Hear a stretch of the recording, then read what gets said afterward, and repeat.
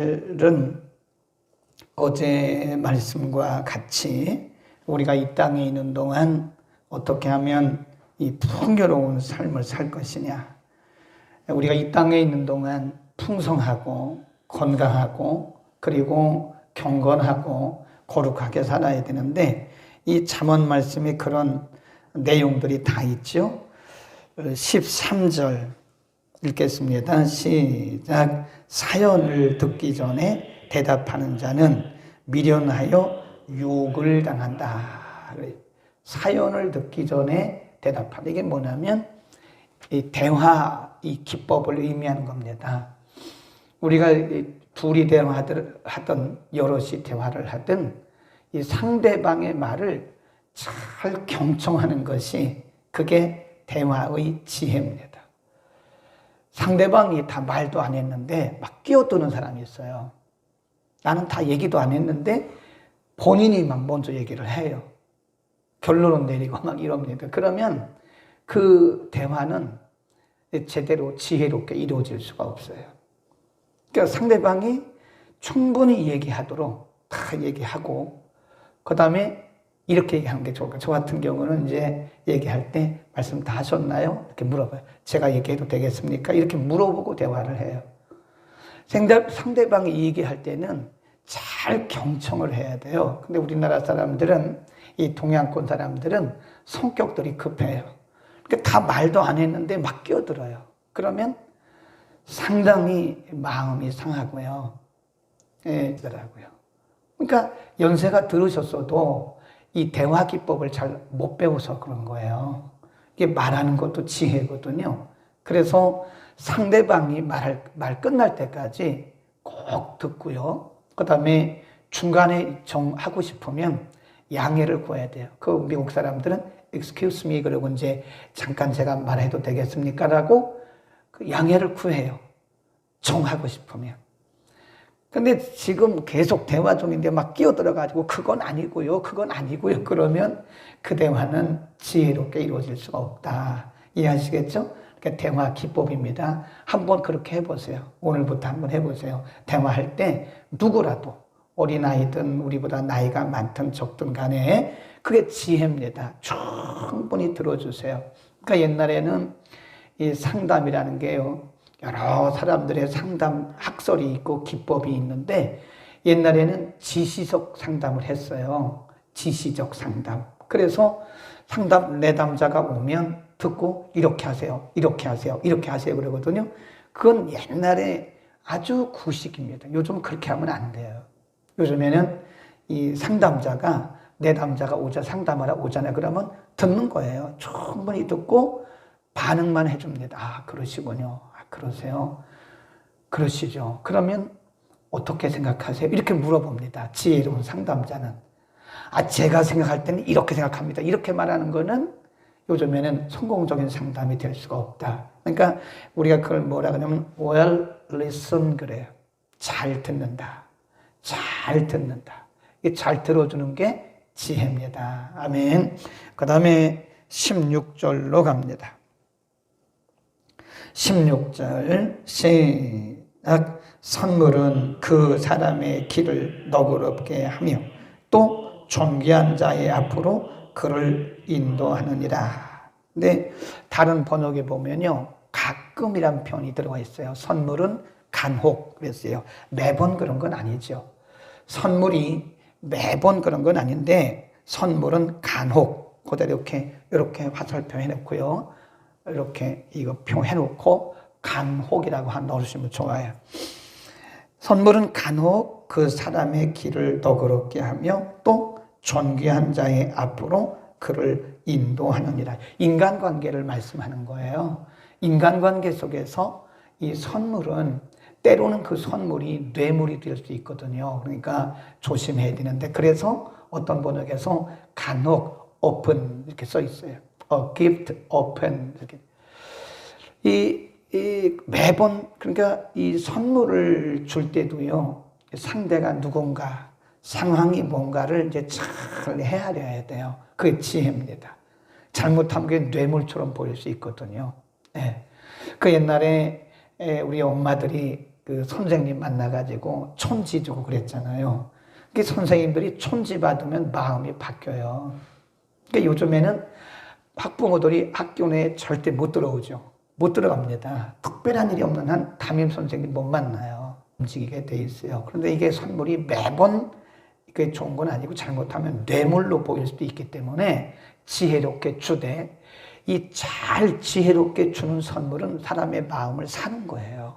인간관계 속에서 이 마음을 산다고 하는 거는 나쁜 의미가 아니라 그 사람의 마음의 문을 열게도 하고 그 사람의 마음을 부드럽게도 하고 인간관계를 부드럽게 해요. 그래서 이 성경이 왜 이런 말씀을 했겠어요?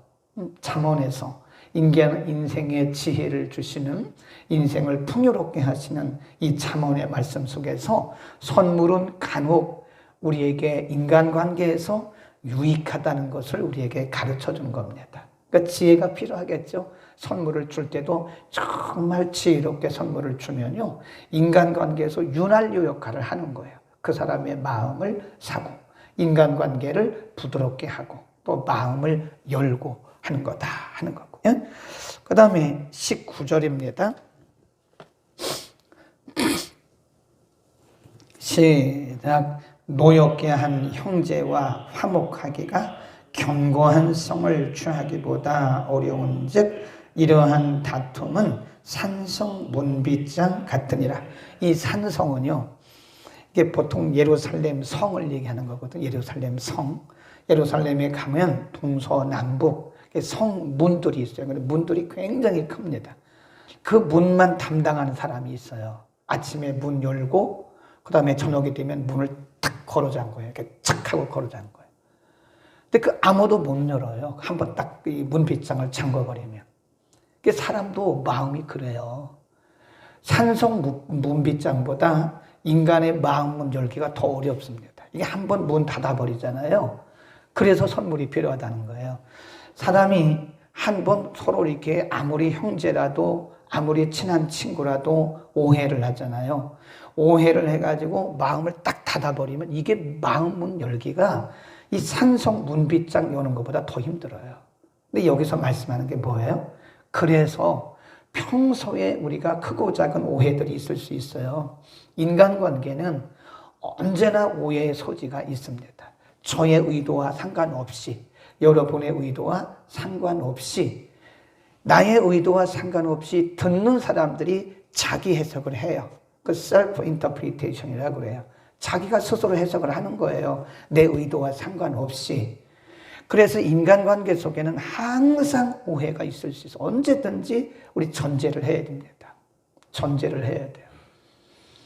그러나 오해가 있다고 해서 방치해 두잖아요. 그러면 그게 산성 문빗장이 돼요. 그러니까 오해가 생겼을 때는 빨리 풀어야 됩니다. 오해를 푸는 방법이 나의 잘못을 인정하는 게 제일 좋습니다. 내가 실수했네요. 그러니까 자기 잘못을 인정하면요, 누구라도 그걸 다 이해해줘요.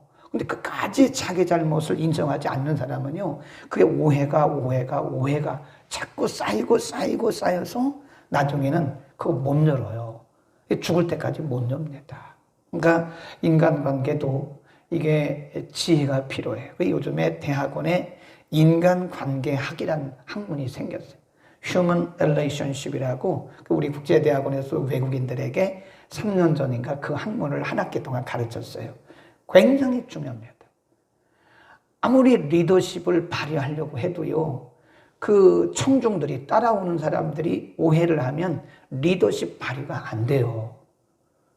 그러니까 이 지도자일수록 이 청중들과 인간관계를 잘해야 됩니다. 그러니까 내가 아무리 뭐 좋은 말을 하고 좋은 얘기를 해도 듣는 사람들이 오해하면요, 마음 딱 닫아버리면 그때부터는 아무런 효과가 없어요. 그러니까 우리가 리더십, 이 지도자들이나 우리 개인적인 인간관계 속에서 중요한 것이 뭐냐면 오해 여지를 안 주는 게 좋아요. 혹시 오해할 수 있죠. 내가 잘해도 상대방이 오해할 수 있습니다. 그런 오해의 여지가 있을 때는요, 서로 간에 내가 집사님 오해했는데 말을 하는 게 좋아요. 그 끙끙 앓고 오해하고 있으면 본인 신앙생활도 이게 은혜가 안 됩니다. 그 사람과의 관계는 이미 가고 막힌 거예요. 그러니까 서로 그 외국 사람들이 그 서양 사람들은요 얘기합니다. 부부간에도 내가 사실 지금 화가 나 있다고, 당신한테 화가 나 있다고. 근데 우리 동양 사람들은 아니죠. 그걸 참고 있죠. 화가 나 있는데 그걸 얘기를 안 해요. 꼭 참고 있어요. 그리고 어느 순간에 이것이 폭발해 버리는 거예요. 그러니까 그게 싸움이 되는 거고, 다시 그거를 이렇게 해결하기가 오래 걸리거나 쉽지 않다는 거죠. 어렵다는 거죠. 그래서 서양 사람들은요 얘기를 한대요. 이렇게 나는 지금 이런 오해를 하고 있다고, 내가 당신 말 때문에 마음이 많이 상해 있다고, 조금 내 기분이 그렇다고 얘기를 하는 거예요.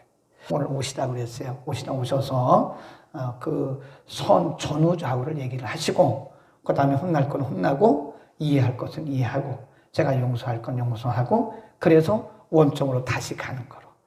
예, 그렇게 하는 겁니다. 그러니까 인간에게는 누구나 오해가 있을 수 있어요. 그래, 오해가 있을 수 있으면 얘기를 하세요. 기분 나쁘지 않게. 뭐 기분 나쁘게 내가 오해하고 있다고, 당신 때문에 말이야 내가 속상하고 상처받았다고 그렇게 하지 말고, 뭘 상처를 받아요. 우리 뭐 다 지체들이 상처받을 것까지는 없고, 사실 집사님 제가, 그것도 지혜겠죠? 집사님 제가 조금 오해를 하고 있었는데, 오해인지는 모르겠는데 집사님이 그렇게 얘기해서 제가 사실 그랬어요. 집사님 그게 본심은 아니었죠? 이렇게 말이에요. 그러면 그분이 기분 나쁘겠습니까? 내가 그랬어요. 제가 본심은 아니었는데 미안해요. 그러면 깨끗하게 끝나는 거잖아요.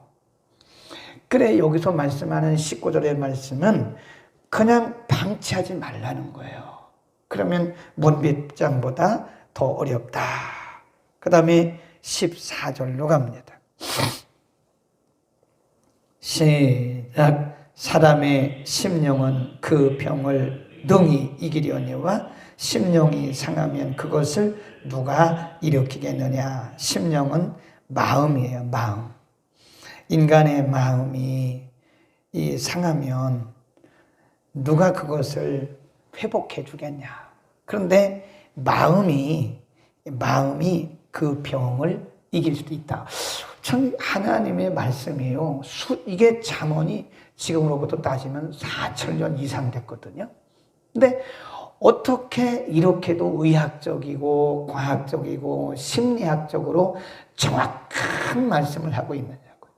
네, 의사들이 말하기를 그렇게 말했어요. 의사들이 현대 질병 중에 많은 경우가 심인성이라고 그래요. 여러분 아파서 실제로 아프잖아요.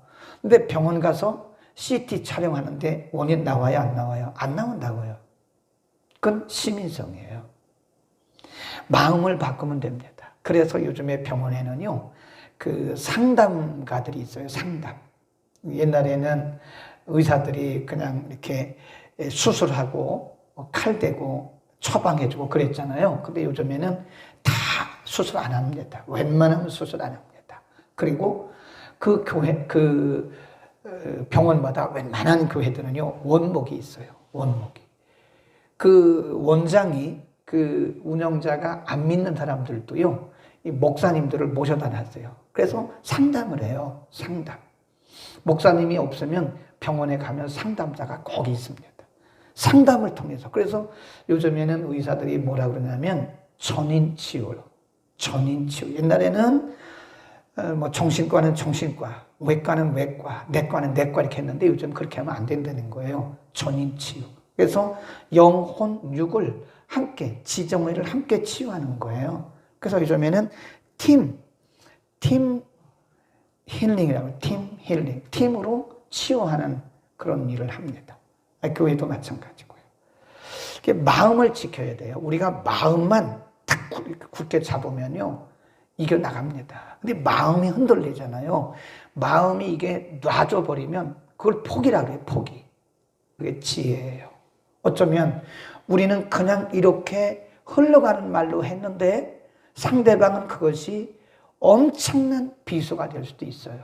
마음의 상처가 엄청나게. 그런데 중요한 것은요, 내가 상처 안 받으면 돼요. 아멘. 제가 그러잖아요. 그러거나 말거나. 네, 그러거나 말거나. 기분 나쁘다고도 안 한다고 그러면 끝난 거죠. 그러면 뭐 못하는 거죠. 그렇게 하지 말고 상처를 안 받는 게 중요한 거예요.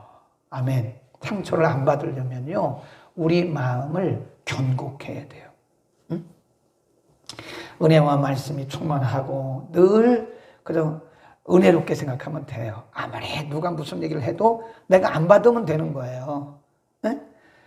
사단도 말이에요. 사단도 발판이 없으면 마귀는 역사 못합니다. 절대 역사 못합니다. 이렇게 보면 귀신이 역사하는 사람들 보면요, 다 구멍이 있어요. 다 허점투성이에요. 그 발판이라고 해요. 발판. 귀신은 발판을 주지 않으면 역사 안 해요. 우리가 괜히 뭐 오해하고 빨리빨리 풀으라니까요. 마음 상처받고 그거 점점 커져요. 그러니까 상처를 안 받는 게 상책이에요. 누가 무슨 얘기를 해도 상처를 안 받는 거예요. 저는 지금도 귀에 신경 안 쓰고 무시하니까요, 싹 없어지더라고. 질병도 마음 먹기 나름이에요. 마음 먹기 나름이에요. 약을 먹어가면서 아, 이거 먹으면 효과가 있지 라고 믿음으로 먹으세요. 마음에 그거를 신뢰하고 믿음으로 먹으세요. 그러면 효과가 금방 나타납니다. 네. 저는 아침에만 약간 이렇게 콧물이 나고 재채기가 나요. 그 여기 이비인후과 가가지고 21일분 제가 늘 가니까 원장님이 약을 길게 처방을 해줘요. 얼만큼 해드릴까요? 그래. 그럼 21일 주세요. 3주. 그거 안 먹어요, 제가. 그냥 갖다 놓고 안 먹습니다. 안 먹고 이제 아주 정재채기가 심하고 아침에만 그래요. 아침에만. 이 알러지 때문에 그런 건데, 그러면 아주 정심한 날, 오늘 재채기 안 하잖아요. 오늘 먹었어요. 그 2알이에요. 딱 2알. 근데 먹으면서 무슨 생각을 하냐면 이 약을 먹으면 즉시 낫는다. 진짜 즉시 한 거예요. 여러분, 마음을 견고하게 하시기를 바랍니다. 이건 내가 하는 거예요. 그러니까 누가 무슨 얘기를 해도 상처받지 마세요. 방패를 딱 두세요. 방패. 믿음의 방패, 은혜의 방패, 말씀의 방패를 딱 세워놓고 딱 내가 안 받으면 돼요. 그러니까 되게 보면 상처받는 분들 보면 본인이 약해요. 본인이. 그리고 상처받았다. 내가 상처받았다. 내가 시험 들었다고. 그래요. 그럼 본인 책임도 있는 거예요. 뭘 그런 말 가지고 상처받고 뭘 그런 말 가지고 시험 들어요. 아멘. 오늘부터 우리 한번 해봅시다. 굉장히 중요한 거예요. 내 마음은 내가 지켜야 되는 거예요. 이 마음이 흔들려 버리면 안 돼요. 마음이 약해지면 안 돼요. 그러니까 잠언 4장 23절에 무릇 지킬 만한 것보다 내 마음 그랬어요. 내 마음.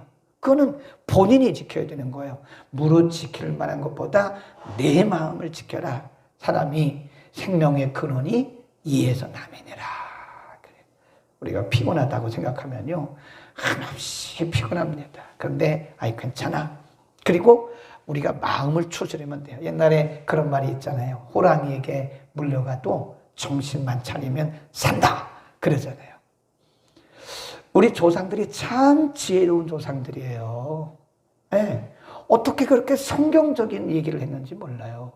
호랑이에게 물려가도 사업이 다 부도가 나도요, 정신 차리면 살아요. 네. 뭐 사업 부도난 사람이 한둘이에요. 그리고 성폭행 당한 사람이 한둘이에요. 이렇게 욕먹고 무시당하는 사람들이 한둘이에요. 네. 뭐 직장에서 어느 날 갑자기 해고된 게 한둘입니까? 그렇다고 뭐 다 죽습니까? 아니잖아요. 우리의 마음을 지키시기를 바랍니다. 그냥 지킬 수 있는 게 아니에요. 은혜로, 말씀으로, 성령 충만으로. 하나님이 우리의 주인이시고 우리의 아버지이시니까 하나님을 의지하고 오늘도 승리하기를 축원합니다. 거룩하신 아버지, 우리의 건강하고 경건하고 풍요로운 인생을 위해서 오늘도 참으로 중요한 여러 가지 지혜 말씀들을 주셨습니다. 거룩하신 아버지, 우리에게 주신 이 말씀을 잘 마음에 새기고 우리의 삶에 적용할 수 있게 하옵소서. 오늘 특별히 인간관계 속에서 대화의 기법이라든지 선물의 유용성이라든지 오해를 푸는 문제라든지 우리의 마음을 지키는 문제 등 여러 가지 인간관계나 우리의 삶의 풍요로운 일들을 위해서 우리에게 지혜를 주셨습니다. 지혜롭게 하옵소서. 주님, 우리에게 더욱더 지혜를 풍성하게 하소서. 언제나 인간관계가 풍성하고 언제나 원만하게 하고 늘 보람과 행복에 넘치도록 우리를 축복하여 주옵소서. 예수 그리스도의 이름으로 기도드립니다. 아멘.